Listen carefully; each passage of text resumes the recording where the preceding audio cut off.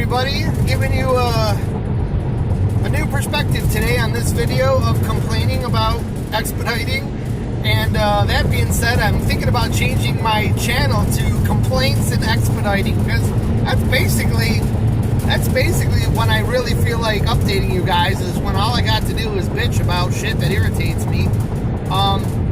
And so I recently set up I got tired of my phone flying out every time I had to do anything more severe than smooth operating. So I mounted a phone mount on the dashboard, but I see that it's creating some ultimately shaky video, which isn't going to be very pleasant to watch, but do what you can, I guess.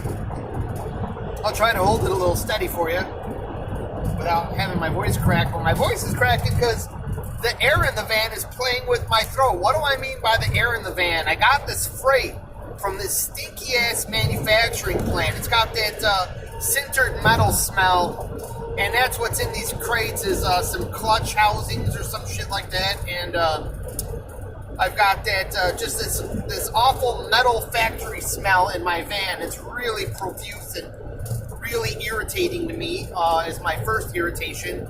And that's going to limit my sleep time. The second thing that's going to limit my sleep time, and why am I going to need sleep time? I've got 24 hours of driving to do right now. I am right in the beginning of it, heading from Toronto to Laredo. I've just crossed the Ambassador Bridge in Windsor, and I'm now on 75, and luckily we've reached some newer, smoother pavement. So anyways, my van is filled.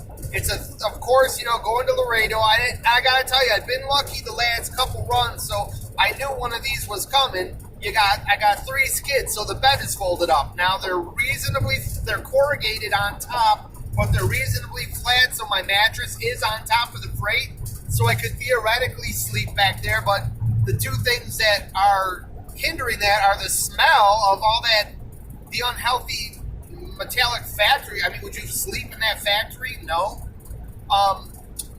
And then the fact that it's got like it's not a smooth flat top. I don't know if I'm gonna feel that when I try to lay down, as a bunch of ribs and ridges coming up through the mattress. So I don't know. I haven't experienced it yet. We'll find out later. Maybe we'll update you. Who knows?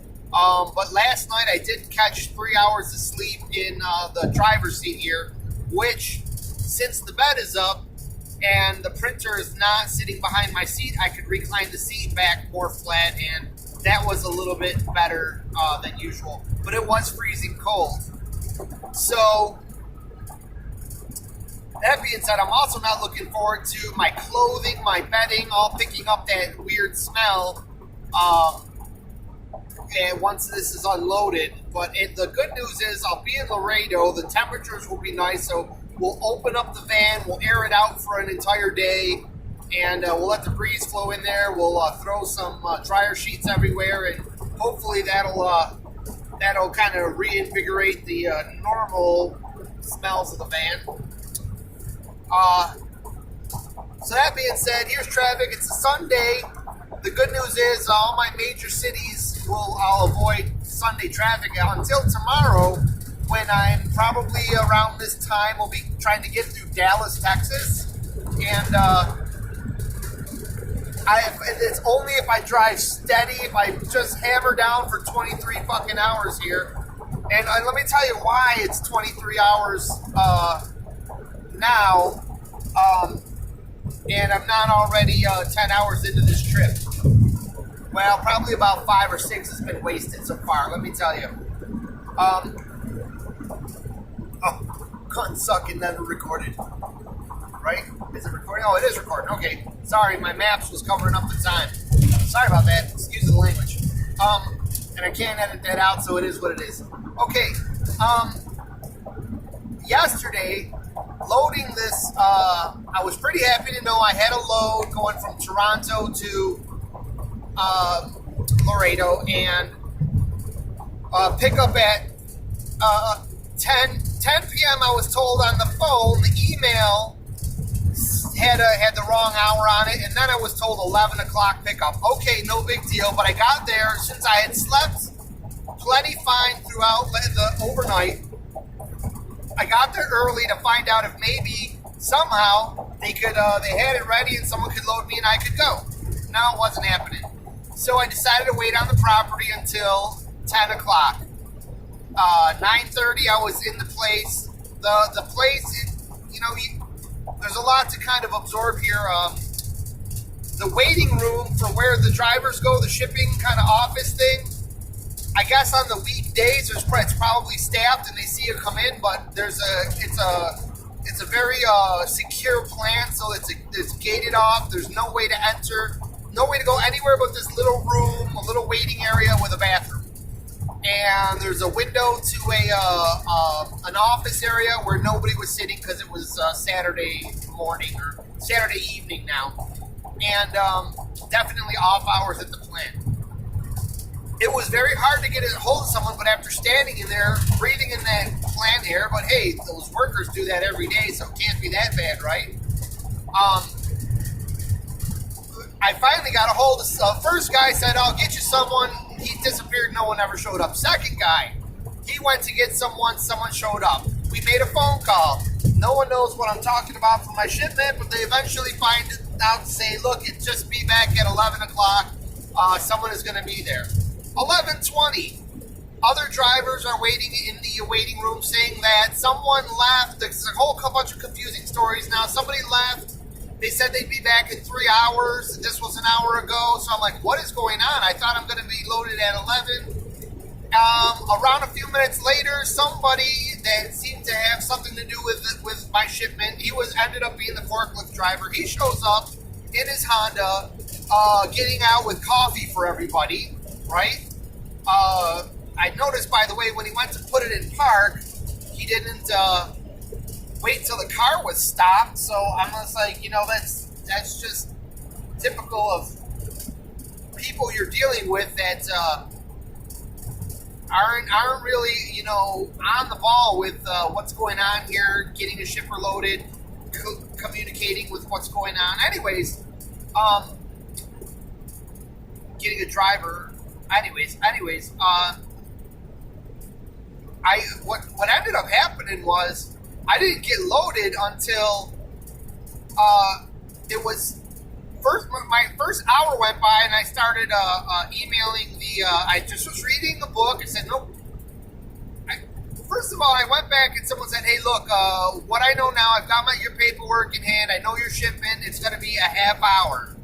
Go wait by the back. There's a door in the back, an overhead door. We'll open the door. So a half hour goes by. I'm reading my book. That turned into an hour. I'm still like, hey, I'm enjoying my book here. Let me hang out. These idiots are going to open the door in 10 minutes. An hour and a half goes by, and I write to my dispatch office saying, hey, what about detention pay? I'm interested in it now. I'm trying to hold back the thoughts and read my book. The thoughts of this is cutting into my driving time. That instantly irritates me, knowing that what I have, this huge long drive, and that they only build in, 8 hours sleep, and every little hiccup cuts into your sleep. If you get a backup on the highway, if you get some snowy weather, Now I'm learning that at the end of the day, it's rush, but that's kind of the protocol you're going to get from dispatch. You get this load there, you continue, you don't dilly-dally around, but you get this load there when you get it there. If it's after their time because you needed to safely sleep or pull off the road or traffic screwed you up, that's not your problem, man. It's not my problem. And they're going to bitch and piss and moan, and guess what? At the end of the day, it doesn't take away my birthday. So they can irritate and try to strip away the good feeling of doing a good job all they want. I don't care. So that being said, they let me know about the detention pay. Now I finally understand about it. It's after 2 hours, which is a shit ton of leeway, right? It's after 2 hours, and then they couldn't tell me the rate because that's in the contract, and whoever was working the night shift didn't have the contract in front of them. Okay, no problem. Well, what do you know? I thought right at the 2 hour mark they'd load me, but no, I went to my bunk. I'm like, I gotta get some sleep at some time. Now it's gonna be like 2 a.m. I'm gonna be driving. The wind is once again leaving my sails, which is always the case. It's like really frustrates me because that's been the case with the last few of my jobs.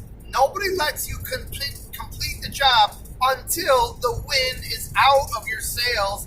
Then you're expected to perform. And when you don't perform good, they got every excuse in the book to hold you back, not give you a raise, not promote you. It's the same old shit over and fucking over with any place I seem to work.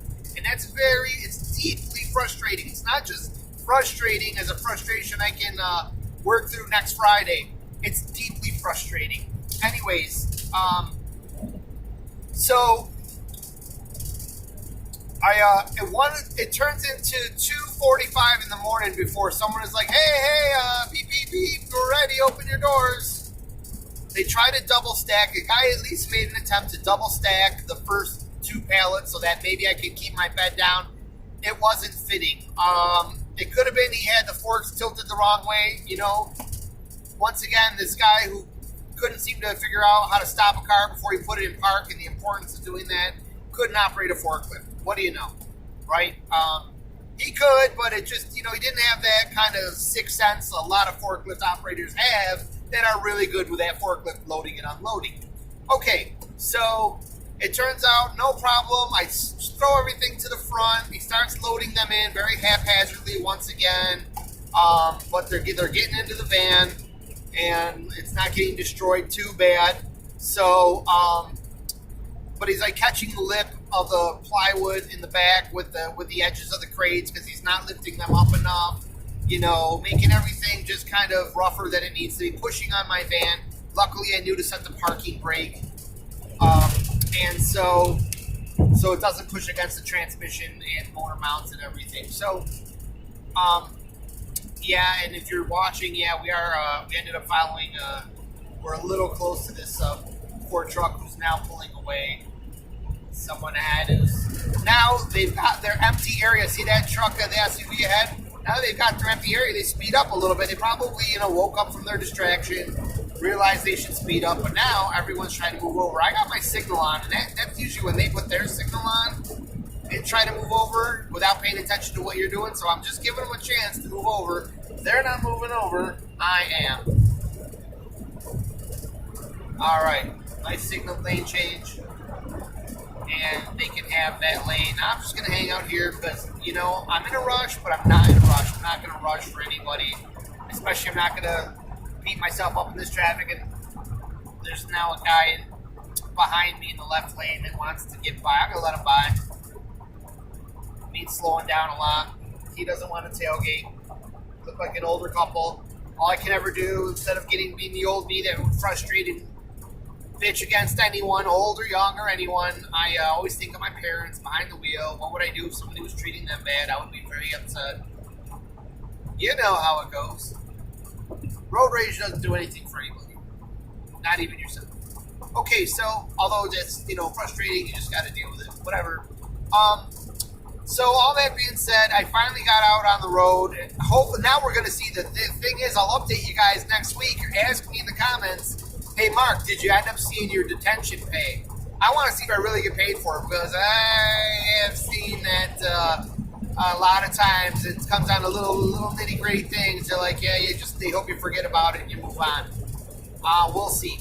Okay, the final frustration was I didn't know about the border crossing paperwork. Always takes time, right? So usually Toronto to Windsor is still not enough time. You got to wait a little bit to go get it. So I'm wondering about my wait time. I slept for 3 hours this time, so now I'm thinking there's enough time for me to get it before I cross. Well, I'm going down the road. I'm finally at Huron Church Road, which is the last strip before the bridge.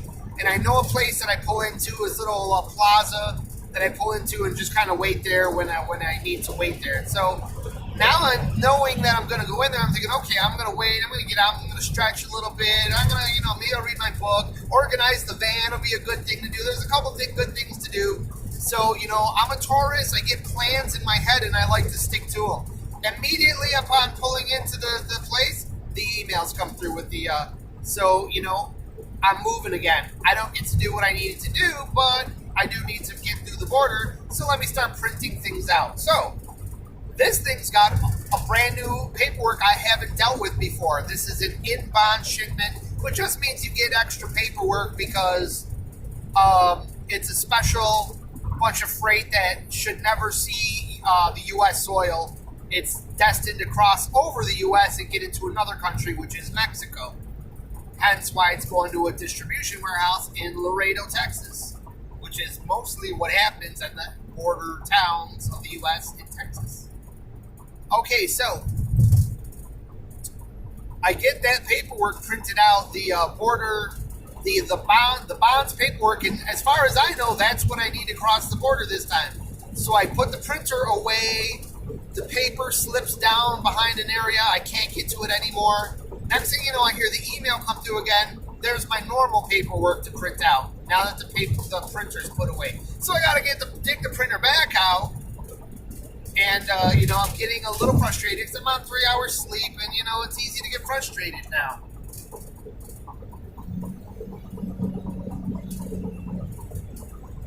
Now I'm just watching a guy. There's that guy there, lady. This is why people have to see that silver car all the way to the right.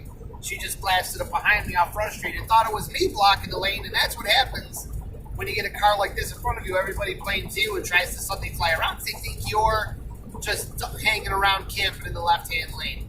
Okay, so what's our speed right now? We're plenty over the limit, so we're 5 miles over the limit, so everybody's fine and dandy. No one needs to rush. If they want to, then that's on them, not really me. But I'll probably get moved over just as soon as that lane clears up. So I go to print out the second piece of paperwork, and there's a final fucking issue. Suddenly it's not showing up in my list of printable items, and I can't figure it out for a while. I downloaded 6 times. It's not showing up. I'm like, what the hell's going on? Suddenly it catches my eye. I don't know how I saw it, but it was a JPEG, not a PDF. No wonder it's not showing up where the PDFs are. It's a JPEG. So I try to print it out as a JPEG. I start burning up all my ink to waste a piece of paper, printing a half-size image that won't work at the border. So now I make a phone call. Someone, because they're working from home, their computer doesn't do a PDF. But luckily they had somebody there, like a son or someone a computer savvy person who thought they could make it a PDF. So 10 minutes, another 10 minutes go by, and from messing around with a JPEG to sending 2 more emails saying, hey, can you please send this as the proper PDF? That wasted another hour of time. I finally got it sent as a PDF. I finally got it printed out. Finally got on my way. The only saving grace there was that there was only a 3-truck wait at the border, and I got in the fast line, and the guy, was this time, there was a barrage of questions, but they were quick and easy, and I got through without a big hassle. So, that kind of, that settles that. Oh, the new road. That's where I wanted to fill up on, I guess 2 of my video here didn't help me out. I just missed my favorite pilot stop there, but that's okay. We've got plenty of gas to make it to another pilot, and it'll probably be better anyways. I'm going to wave this guy over. I'm giving him the hand wave through the windshield. Come on over, Cadillac Jack.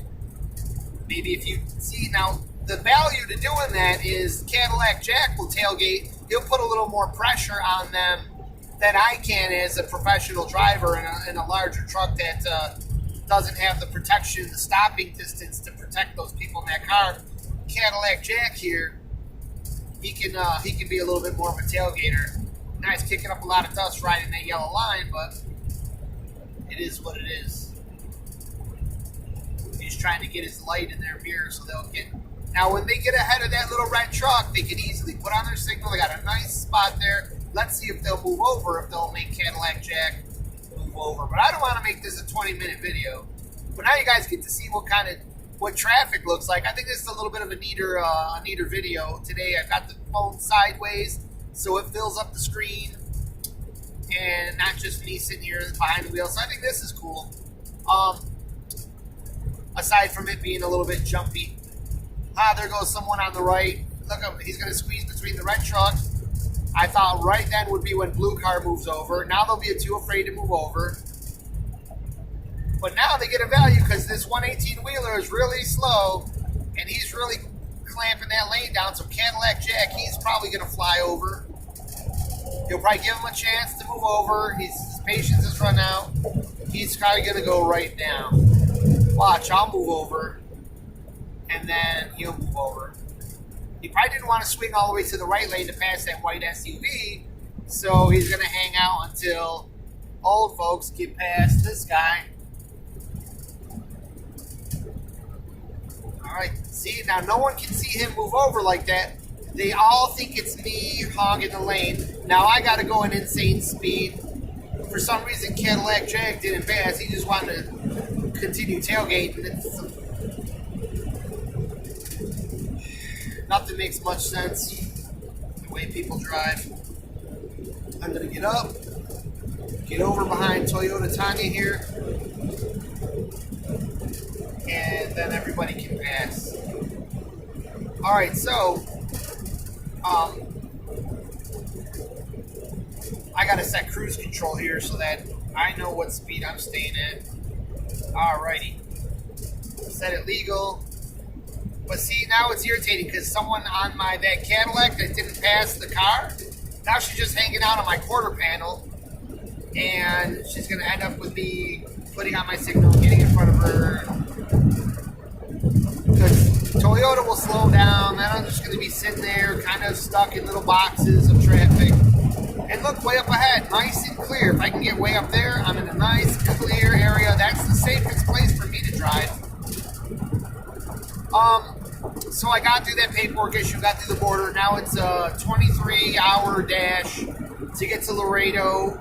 With the 3 o'clock tomorrow deadline, that leaves me with 6 hours of sleep time. But if you add in my fuel stops, 6 or 7 fuel stops, 20 minutes apiece, that cuts it down to about 4 hours for 24 hours of trying to drive, or 12-hour driving shifts in a stinky van. I don't think that's going to happen. On one hand, I don't want to sleep as much as possible in this van because of the smell, but on the other hand, we're going to need some sleep at some point. So if this thing is getting there at 4 o'clock, 5 o'clock tomorrow, that's fine by me. If dispatch is going to piss and bitch and everyone's going to scream about that, I am not gonna sweat that one bit.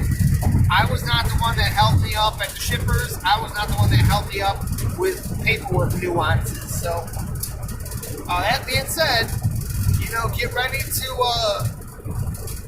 have every little detail. Try to frustrate your trips. Once you get used to this job and you know how it goes, and you know the dangers of trying to drive while you're sleepy, tired, and you know that they always kind of put you in these trips that want to make you sleep behind the wheel.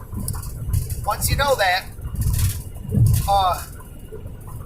then you get frustrated and you got to deal with all that. All right, hope this video wasn't too choppy or horrible to try to hear me. I had the heater on the whole time, so I don't know how well the voice came through. Yeah, I'll leave you with that. 23 minutes of video here, but you got to see some driving footage going through. See how bumpy it is in Michigan? That's another. You get bumpy and you get smooth. All right, so here's to smooth travels. Talk to you guys later. Have a good day. Bye.